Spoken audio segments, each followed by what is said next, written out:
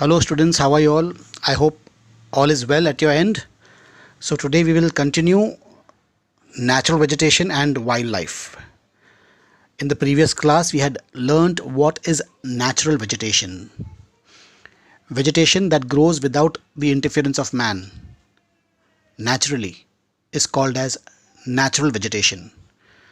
Natural vegetation are limited to the regions where they should be found.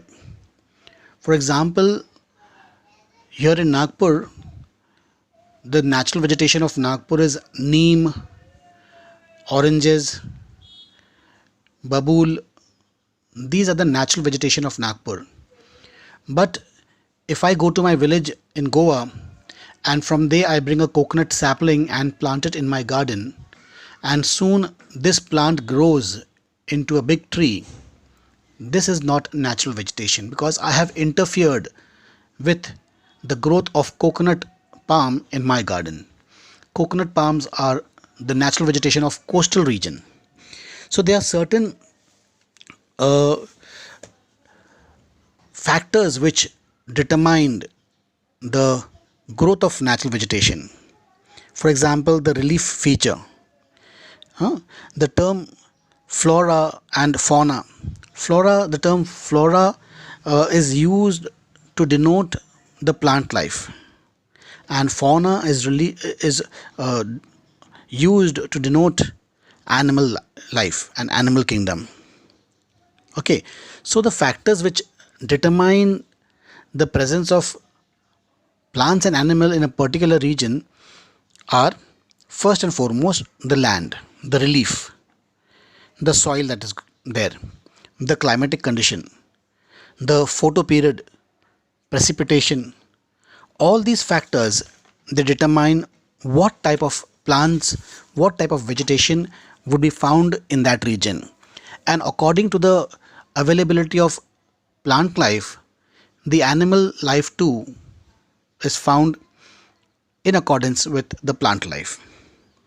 So let's try to understand these factors. For example, land. How land affects the natural vegetation directly and indirectly. So, do you expect the same type of vegetation in the mountainous plateaus, plains, and dry areas or wet regions? No. The nature of land influences the type of vegetation. The fertility level is generally devoted to agriculture, but the undulating and rough terrain are areas where grasslands, woodlands develop and give shelter to variety of wildlife. So, in the mountainous region, we'll find where the mountains are very high, we'll find coniferous trees.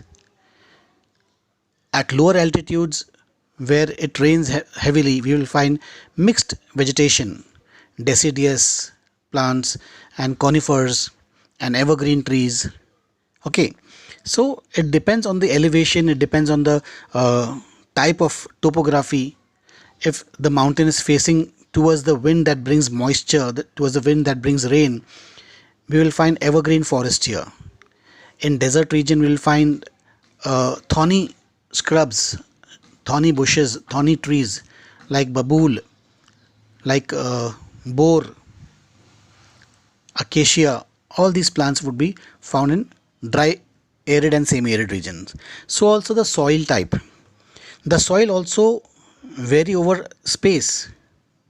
As we cross regions from regions, we'll find different color soil, different texture of soil. The color, the texture, the minerals, they all differ from region to region. Different types of soil provide basis for different types of vegetation. The sandy soil of the desert supports cactus and thorny bushes, while wet, marshy, deltic soil will support mangroves. You know what are mangroves? These trees who have stilted roots and deltic vegetation. The hill slopes will, with some depth of soil, will have conical trees, conifer trees. The climate also is a very important factor for the type of vegetation found in that region. Temperature, for example, the character and extent of vegetation are mainly determined by the temperature along with humidity in the air, precipitation and soil. On the slope of the Himalayas and in the hills of the peninsulas above the height of 915 meters, the fall in the temperature affects the type of vegetation and its growth and changes it from tropical to subtropical, temperate and alpine vegetation. Okay, so the different types of vegetation: tropical, subtropical, temperate and alpine vegetation. So as we go higher and higher, the vegetation will change. Then the photoperiod, that is the amount of sunlight that particular region receives. The variation in duration of sunlight at different places is due to difference in latitude, altitude, season and duration of the day. Due to longer duration of sunlight, trees grow faster in summer. Okay, so since these region receives good sunlight during summertime, you will find tall trees growing in this region. Wherever there is heavy rainfall and bright sunshine, we will find trees competing with one another. They will grow and grow and grow. You will find very dense, thick evergreen forest in such regions. Precipitation, that is the amount of moisture in the air. In India, almost the entire rainfall is brought in by the advancing southwest monsoon, that is June to September, and the retreating northeast monsoons, that is October to November. Areas of heavy rainfall have more dense vegetation as compared to other areas of less rainfall. So have you ever thought as to why forests are important for human beings? Because forests are renewable resources and play a major role in the enhancing the quality of environment. They modify local climate, they control soil erosion, regulate stream flows, support a variety of industries, provide livelihood for many communities, and offer a panoramic or scenic view for recreation. It controls wind force and temperature and causes rainfall. It provides humus to the soil and shelter to the wildlife. India's natural vegetation has undergone many changes due to several factors such as the growing demand for cultivated land, development of industries and mining, urbanization and overgrazing of pastures. The vegetation cover of India is in large parts is no more natural in the real sense, except in some inaccessible regions like the Himalayas, the hilly region of central India, the Marusthali. The vegetation of most of the areas has been modified at some places or replaced or degraded by human occupancy. So humans have altered the vegetation type. Wherever you find human population, you will not find natural vegetation because of various human activities. So where in India can we find natural vegetation? Natural vegetation can be found in the high stretches of the Himalayas where humans cannot interfere, in the marshy regions of the deltic regions, that is the Sundarbans, West Bengal, in the desert regions, Rajasthan, Thar desert of Rajasthan, in the dense forested regions of Kerala. So there are some pockets where humans are unable to reach, and we will find natural vegetations here. But the remaining regions have been devoid of natural vegetation because man has interfered. Either he has interfered with the variety of plants grown there by introducing his own choice of trees and plants, or by cutting them on a large scale because of industrialization, building of roads, building of railways and various other factors. Plants occur in distinct groups of communities in areas having similar climatic condition. The nature of plants in an area to a large extent determines the animal life in that area. When the vegetation is altered, the animal life also changes. All the plants and animals in an area are interdependent and interrelated to each other in their physical environment. So if we alter the ecosystem, if we alter the type of plants grown there, it'll indirectly or it'll directly affect the species of animals found there, thus forming an ecosystem. Human beings are also an integral part of the ecosystem. How do human beings influence the ecology of a region? They utilize the vegetation and wildlife. The greed of human beings led to the overutilization of these resources. They cut the trees and kill the animals, creating ecological imbalance. As a result, some of the plants and animals have reached the verge of extinction. Do you know that a very large ecosystem of land having distinct type of vegetation and animal life is called a biome? The biomes are identified on the basis of plants. Okay, like tropical evergreen forest, tropical deciduous forest, tropical thorn forest and scrubs, mountain forest, mangroves. These all come under the biome. So, what type of animal would we find in the evergreen forest? Okay, in the evergreen forest, the common animals found are elephants, monkeys, lemur, and deer. The one-horned rhinoceros are found in the jungles of Assam and West Bengal. Besides these animals, plenty of birds, bats, sloth, scorpions, and snails are also found in these jungles. Then we have the tropical deciduous forest. We have learnt about the tropical deciduous forest. In these forests, the common animals found are lion, tiger, pig, deer, and elephant. A huge variety of birds, lizards, snakes, and tortoises are also found here. The other variety of forest is the thorn forest and the scrubs. In these forests, the common animals are rats, mice, rabbits, fox, wolf, tiger, lion, wild ass, horses, and camels. In the mountain forest, the common animals found are the Kashmir stag, the spotted deer, wild sheep, jackrabbit, Tibetan antelope, yak, snow leopard, squirrels, shaggy horned wild ibex, bear, and rare red panda. Sheep and goats with thick hair are common in these forests. Then in the mangrove forest, we find the Royal Bengal tiger.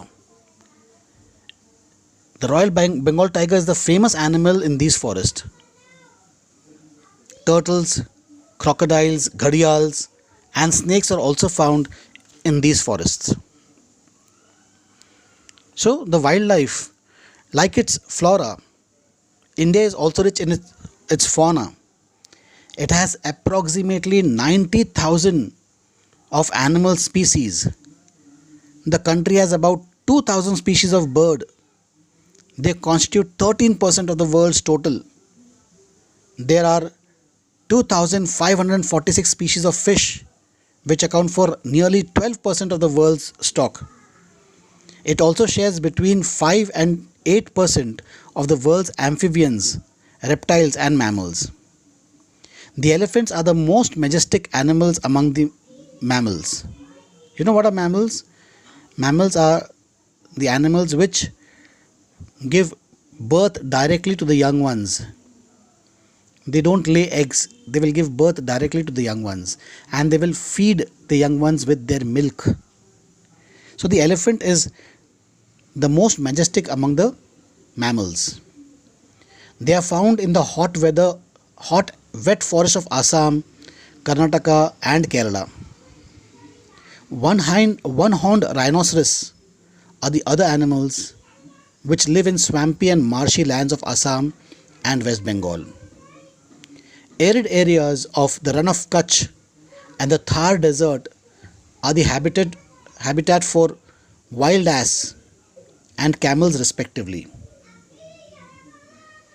Indian bison, Nilgai, also known as blue bull, Chausingha, the four-horned antelope, gazelle, and different species of deer are some other animals found in India. It also has several species of monkeys. India is the only country in the world that has both tigers and lions. The natural habitat of the Indian lion is the Gir forest in Gujarat. Tigers are found in the forest of Madhya Pradesh, the Sundarbans of West Bengal, and the Himalayan regions. Leopards too are members of the cat family. They are important among animals of prey. The Himalayas harbor a hardy range of animals which survive in extreme cold. Ladakh's freezing high altitude are a home to the yak, the shaggy horned wild ox weighing around 1 ton, the Tibetan antelope, the Baharal, that is the blue wild sheep, and the Kiang, the Tibetan wild ass. Furthermore, the ibex, bear, snow leopard are very rare, and very rare red panda are found in certain pockets. In the rivers, lakes, and coastal areas, turtles, crocodiles, gharials are found. The latter is the only representative of a variety of crocodile found in the world. What is the latter? The gharial. The gharials are found only in India, in the Sundarbans. Bird life in India is colorful. Peacocks, peasants, ducks, parakeets, cranes, and pigeons are some of the birds inhabiting the forests and wetlands of the country. We have selected our crops from a biodiverse environment, that is, from the reserves of edible plants. We also experimented and selected many medicinal plants. The animals were selected from large stock provided by nature as milch animals. What are milch animals? Animals which give us milk. They also provided us draught power, transportation, meat, eggs. Draught power is in when there is drought, we make use of these animals, their hide, their meat. These animals are used to carry heavy loads, burdens of beasts. The fish provide nutritive food. Many insects help in pollination of crops and fruits. Fruit trees and exert biological control on such insects which are harmful. Every species has a role to play in the ecosystem. Hence, conservation is essential. As has been mentioned earlier, due to the excessive exploitation of plants and animals resources by human beings, the ecosystem has been disturbed. About 1,300 plant species are endangered and 20 species are extinct. Quite a few animal species are also endangered and some have become extinct. The main causes for this major threat to nature are hunting by greedy hunters for commercial purposes, pollution due to chemical and industrial waste, acid deposits, introduction of alien species, and reckless cutting of the forest to bring land under cultivation and inhabitation are also responsible for the imbalance. To protect the flora and fauna of the country, the government has taken many steps. First is 14 biospheres reserves have been set up in the country to protect flora and fauna. Four out of these, the Sundarbans in the West Bengal, Nanda Devi in Uttarakhand, the Gulf of Mannar in Tamil Nadu, and the Nilgiris in Kerala, Karnataka, and Tamil Nadu, have been included in the World Network of Biospheres reserves. Okay.